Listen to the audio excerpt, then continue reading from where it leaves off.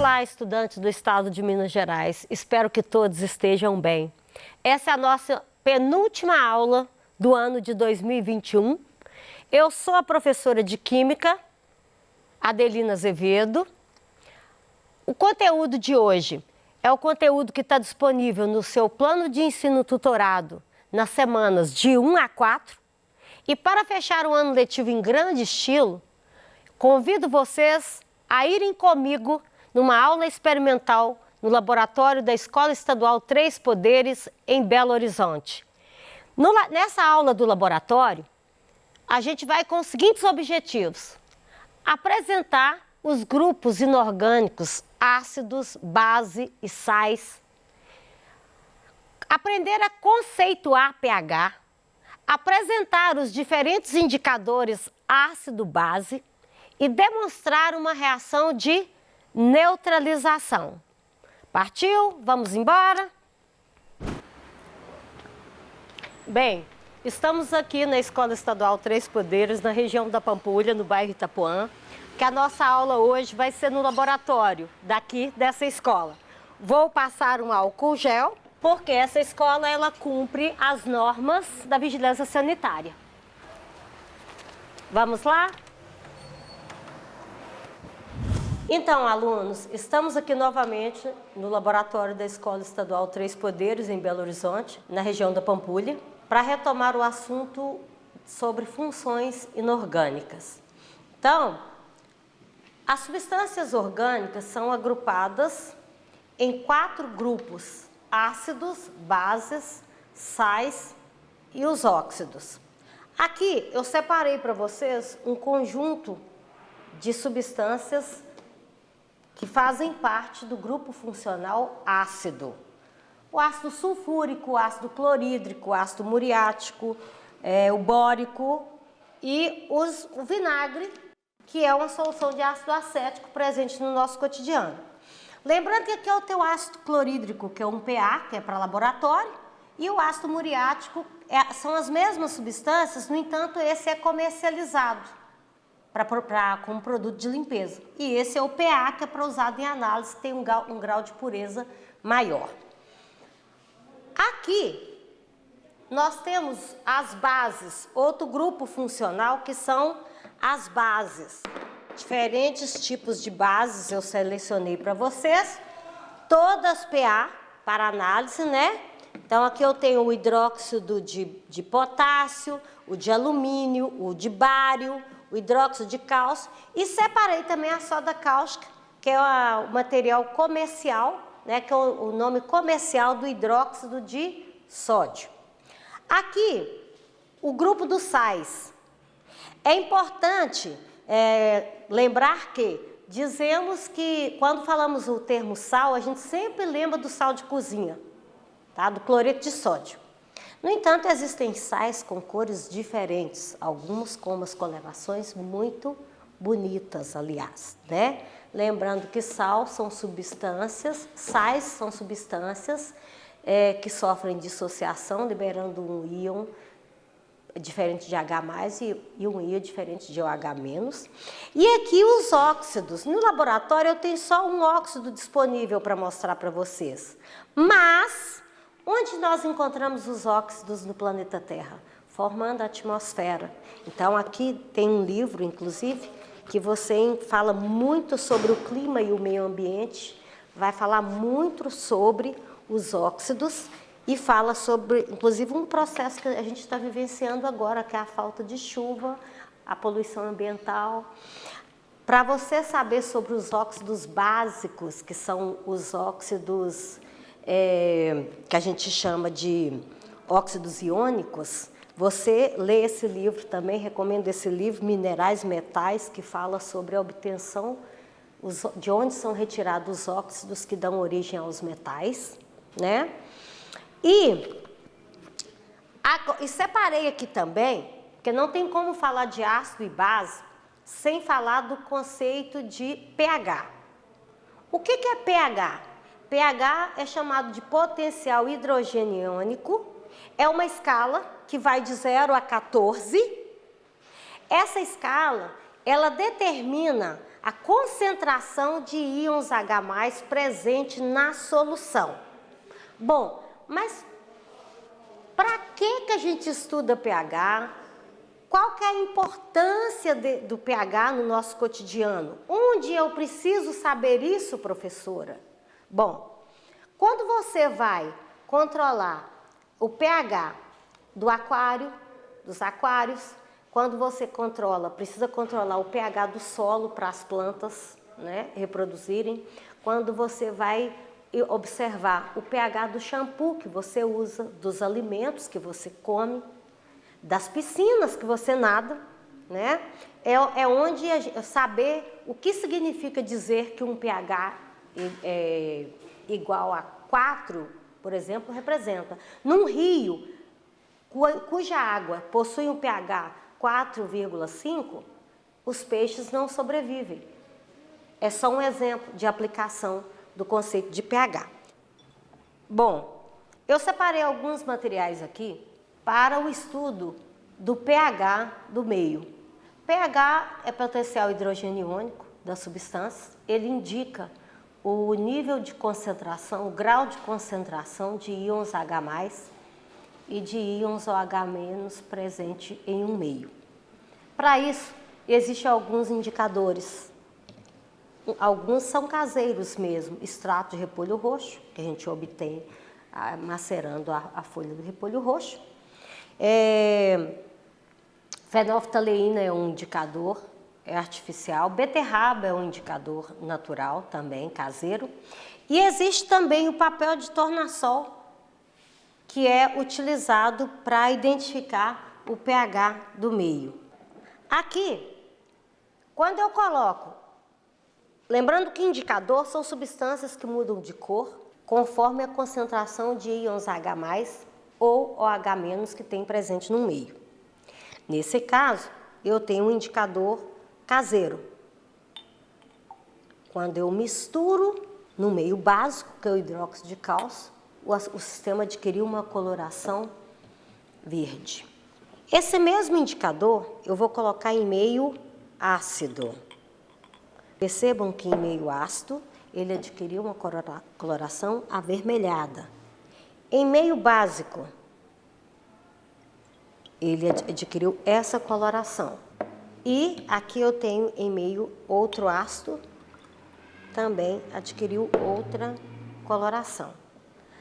E aqui é o básico, aqui é a água, né? A coloração normal. Bom, Adelina, aqui eu tenho 2 ácidos e 2 bases diferentes. Por que eu tenho cores diferentes? Porque depende da concentração de íons no meio. Isso muda os valores de pH. Então, como que eu faço para usar o indicador ácido-base? Quando eu pego a fita, mergulho no recipiente, deixo por alguns segundos, depois eu venho aqui na escala e identifico. Perceba que eu tenho um meio cujo pH é igual a 14. É um meio altamente básico. Agora, vou medir o pH dessa outra substância, também básica. Aí, quando eu venho aqui procurar a escala, perceba que o pH está em torno de 7. Então, essa substância aqui, ela é bem menos concentrada, ou seja, é uma base mais... Essa solução está mais fraca do que essa. É só você observar as coresinhas e ler a escala, tá? E hoje existe também outro indicador ácido-base, que é a fenolftaleína. A fenolftaleína, em meio básico, ela adquire uma coloração rosa. E em meio ácido, ela fica, aqui eu tenho ácido, em meio ácido, ela fica incolor. Quando eu coloco uma substância ácida em meio a uma substância básica, ocorre uma reação química que nós chamamos de neutralização. Aqui eu tenho uma base extremamente concentrada.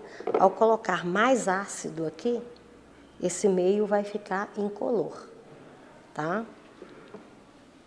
A neutralização de um meio ácido ocorre adicionando a ele um meio básico e vice-versa. Exemplo, aqui eu tenho um meio básico. Como que eu vou saber que eu tenho um meio básico? Vou colocar gotas de fenolftaleína. O meio ficou rosa.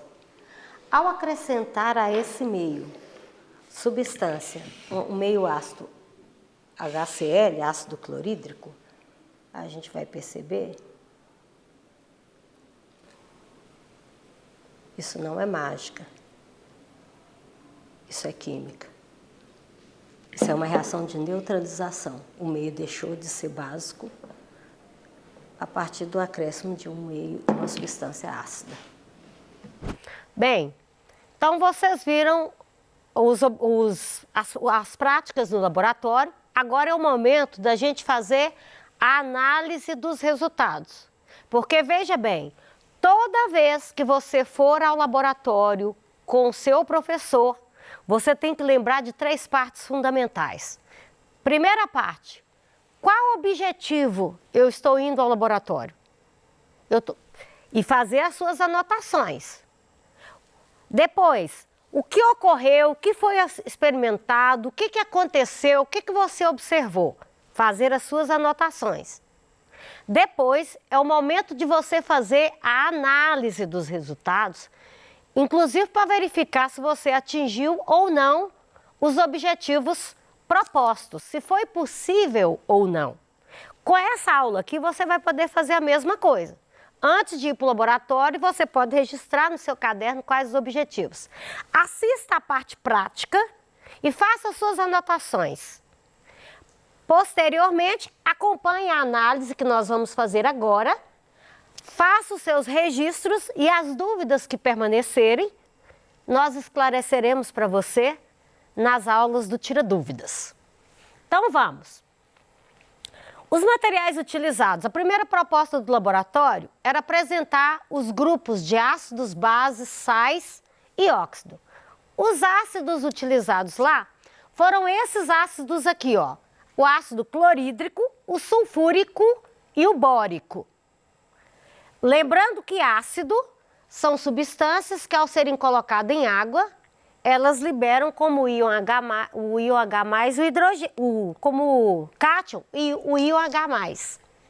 As propriedades do ácido apresentam sabor azedo, em soluções aquosas conduzem corrente elétrica, reagem com certos metais liberando hidrogênio, desidratam a matéria orgânica, por isso que a gente fala que os ácidos são corrosivos, e neutralizam as bases formando sal e água. O outro grupo que nós observamos no laboratório foi o grupo das bases, que são os hidróxidos. O que caracteriza um hidróxido? A presença do grupo OH. E quais são as propriedades da base? Tem sabor amargo, é astringente. Em contato com a pele fica escorregadia, em soluções aquosas conduzem corrente elétrica e reagem com ácido formando sal e água e estriam a matéria orgânica e neutralizam os sais, alguns tipos de sais. O outro grupo observado no laboratório foi o grupo dos sais. Lembrando que sal é substância iônica que não apresenta H+ como cátion e não apresenta o OH- como ânion. Tem que ter pelo menos um cátion diferente de H+ e pelo menos um ânion diferente de OH-. E as propriedades dos sais? Compostos iônicos que dissociam em meio aquoso, formando solução eletrolítica. A maioria é solúvel em água e tem propriedades higroscópicas. O que são propriedades higroscópicas? Eles atraem a água. Por isso que a gente coloca o sal com arroz nos restaurantes para salgar as saladas, porque o arroz impede que o sal absorva a água que está no meio ambiente e fique seco, forma aquela crosta maior. São condutores de energia quando está dissolvido em água e possuem alto ponto de fusão e de ebulição. Tem aspecto cristalino e sabor salgado. O outro grupo de material que nós verificamos no laboratório foram os óxidos. Não tínhamos muitos óxidos disponíveis lá, mas temos óxidos disponíveis muito no nosso cotidiano. A ferrugem, o cal, as fumaças, né? O CO2, toda essa fumaceira da poluição que está por aí. E quais são as propriedades dos óxidos? Existem os óxidos que têm origem na crosta terrestre que apresentam um caráter básico.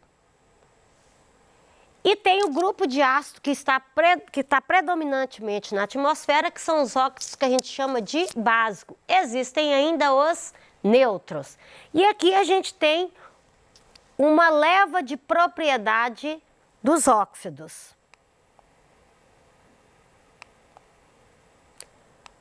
Agora, a outra parte da nossa aula no laboratório, que a gente tinha o objetivo de conhecer os indicadores ácido-base, bem, os indicadores comuns você pode utilizar na sua casa para você testar os materiais da sua casa e ver que se vai mudando a cor, se aquele meio é ácido ou se aquele meio é básico.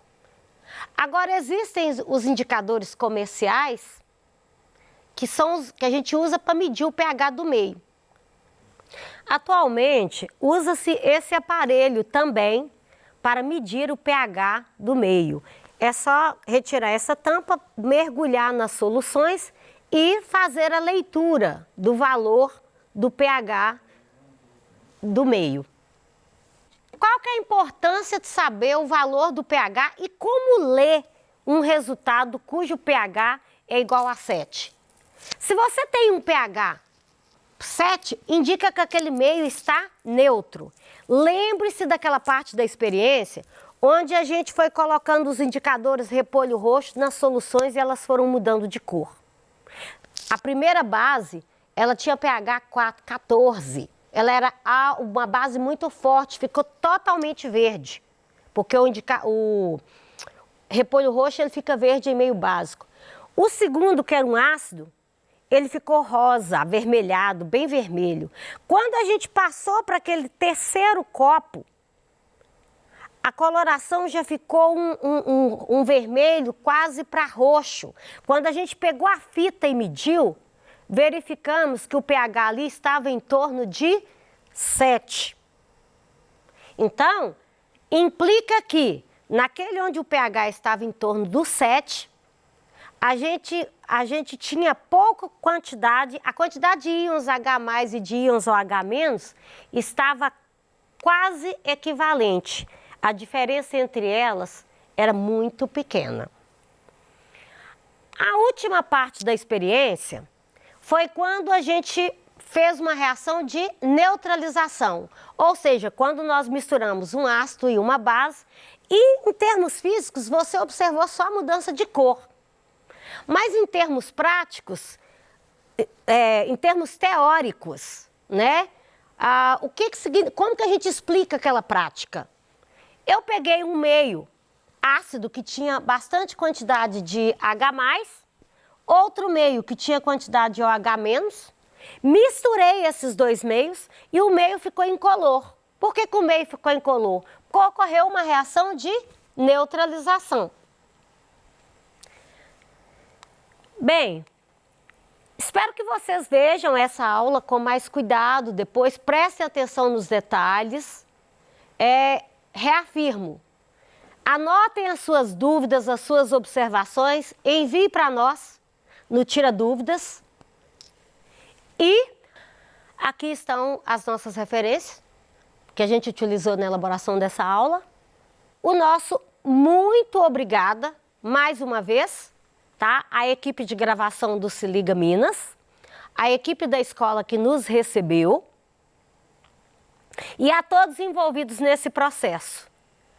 Estude o PET, convide seu professor, Aproveite o retorno às aulas, vá ao laboratório, ajude o seu professor e aprenda, na prática e na teoria.